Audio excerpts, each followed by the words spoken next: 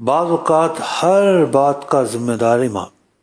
چندہ کم ہو رہا ہے، ذمہ دار امام. ٹھیک ہے جی.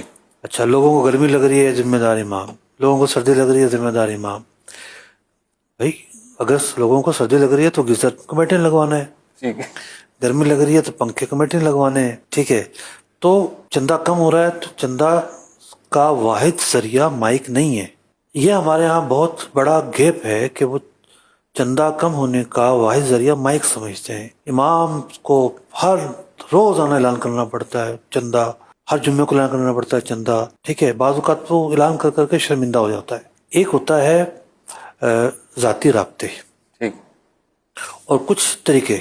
ایک بہت بڑی مسجد بن رہی تھی، کچھ میرا بھی اس عمل دخل تھا وہاں پر. تو میں نے کہا بھی اتنا بڑا پروجیکٹ کیسے بنے گا، ہم اس کو یونٹ میں تقسیم کرتے ہیں. ٹھیک ہے.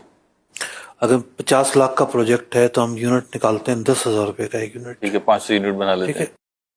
اب 500 آدمیوں سے رابطہ کیا جائے، 10,000 روپے لے لیے. ان سے کہا جائے کہ بھئی یہ 500 یونٹ ہیں، 10,000 روپے کا ایک یونٹ ہے، اور ایک شخص اگر 10,000 روپے بھی دے. مثال کے طور پر جب مسجد کا کوئی بھی کام شروع ہوتا ہے تو وہ ایسا نہیں کہ اگلے ہفتے مکمل ہو گیا، 1-2 سال لگتے ہیں. جی. اب تھوڑا سا ذہن یہ دیا جائے کہ دیکھیں یہ جو 10,000 روپے ہیں آپ 1 سال کے اندر دے دیں ٹھیک ہے. تو آپ کو ایک مہینے کا 1,000 روپیہ اگر آپ دیں گے تو 10 مہینے میں 10,000 روپے دے پائیں گے آپ. ٹھیک ہے.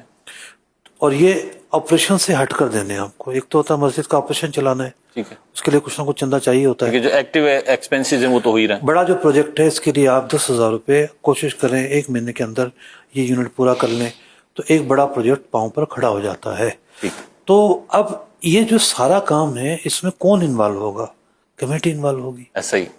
اچھا، کمیٹی بھی بعض اوقات جو ہے وہ بوڑھی ہو چکی ہوتی ہے، نئے خون کو اپنے ساتھ شامل نہیں کرنا چاہتی، اور وہاں ان کو بھی تھوڑا سا سوچنا ہوتا ہے کہ بھئی نیا خون اپنے ساتھ شامل کریں. چونکہ میں کہیں نماز نہیں پڑھاتا، جمعہ نہیں پڑھاتا، عید نہیں پڑھاتا سال سے.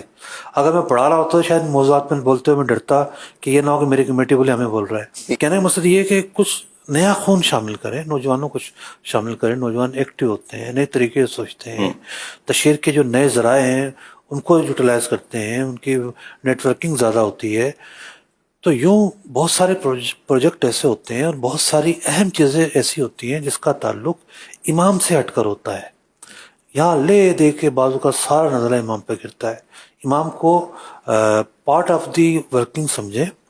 بعض اوقات کیا ہوتا ہے سارا فیصلہ کریں گے، امام کو مشاورت میں شامل ہی نہیں کریں گے، اس کا بھی نقصان ہوتا ہے. امام کو اپنی ٹیم کا حصہ بنا کر چلیں گے. امام انتظامی اعتبار سے حاکم نہیں ہے. ٹھیک ہے.